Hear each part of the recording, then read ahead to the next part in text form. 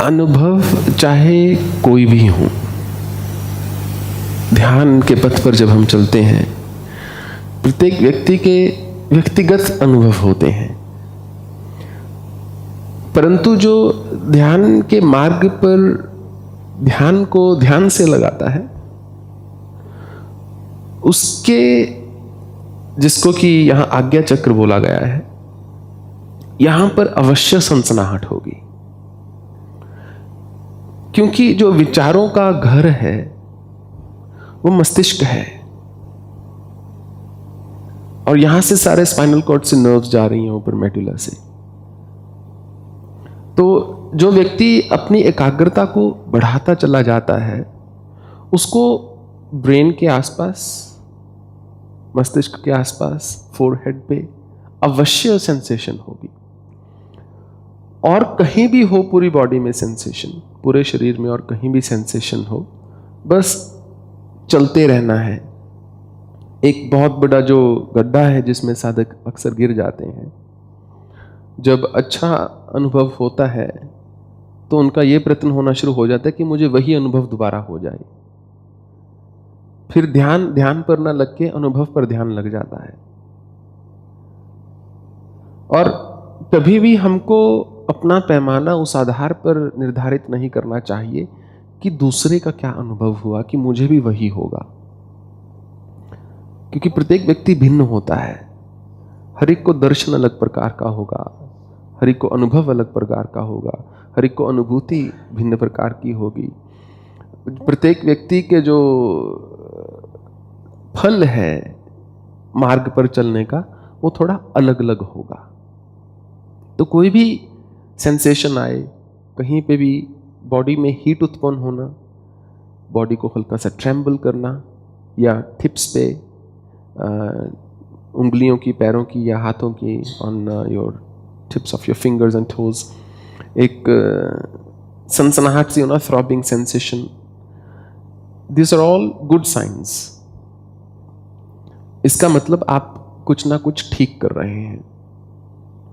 बौद्ध धर्म में जब बॉडी में, शरीर में ताप उत्पन्न होता है, उसके लिए एक शब्द है जिसको बोला गया है tummo. Tummo is the psychic heat in every individuals body. जो इंट्यूशन भी होती है, जिस व्यक्ति का मन वहां लग जाता है, जो वहां से ग्रहण करता है ज्ञान को, उसके शरीर में हमेशा ताप थोड़ा ज्यादा होगा, हमेशा। एक अच्छे साधक का शरीर स्वाभाविक स्वरूप से थोड़ा गर्म रहना शुरू कर देता है, क्योंकि ऊर्जा जो है अपने आप में हमेशा गर्म होती है। ऊर्जा किसी भी चीज के बहाव के लिए उसमें थोड़ी सी गर्माई चाहिए। जो चीज बिल्कुल ठंडी है वो जम जाएगी। तो जब ताप उत्पन्न होता है, इसका मतलब वो ऊर्जा है। तो ऊर्जा कुछ अपना प्रवाह जो है शरीर में दिखाना चाह रही है, कहीं चलना चाह रही है।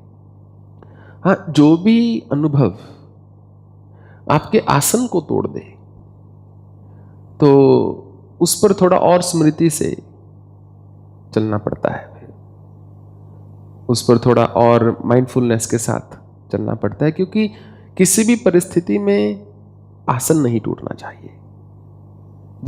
जितने भी समय के लिए बैठे हैं, उतने समय के लिए आप बिना आसन को तोड़े बैठ सको। इसीलिए सिद्धासन या पद्मासन या सुखासन इत्यादि इसलिए ही बताए गए हैं, ताकि एक बॉडी ट्रायंगल सी बन जाती है, एक त्रिकोण बन जाता है, और एक स्थिरता आती है, ताकि आप इस तरफ या उस तरफ गिरने का जो संभावना है, जो गिरने की संभावना वो कम हो जाती है। इसीलिए आसन के बाद ही कुछ शुरू होता है, और ध्यान से आसन बनता है, आसन से ध्यान बनता है। एक चीज करोगे तो दूसरी अपने आप आगे बढ़ती है। अगर हलवा बनाने बैठो तो जब वो तैयार होने वाला होता है ना, एक सुगंध आनी शुरू होती है, खाने वाले की भूख बढ़ जाती है, वो दूर से रसोई में हो चाहे ना, उसको सुगंध से पता चल जाता है हलवा बस तैयार हो रहा है, पानी या दूध जो भी डालना डाल दो इसमें। ऐसे ही जब तैयारी होनी शुरू होती है ना प्राप्ति की, तो अनुभव जो है स्थायी हो जाते हैं। अनुभव की एक अपनी सुगंध होती है उस समय, सिर्फ आप ही नहीं दूसरा भी महसूस करता है। और फिर जिसको प्राप्ति हो जाती है वो हलवे की भांति हो जाता है, हर कोई उसको खाना चाहता है। सुगंध से उसकी भूख बढ़ गई है, जो भी पास में आता है वो सुगंध ले रहा है, और वो सुगंध से जो है उनको नहीं मालूम, परंतु कभी देख लीजिएगा हलवे सुगंध से आपकी भूख बढ़ जाएगी, आपके मुख में पानी आ जाएगा। तो ऐसे ये जो अनुभव होते हैं, जो ये अनुभव होते हैं, ये कहीं ना कहीं प्राप्ति की ओर संकेत करते हैं कि आप ठीक रास्ते पर चल रहे हो, बशर्ते कि ये अनुभव निरंतर होने शुरू हो जाए।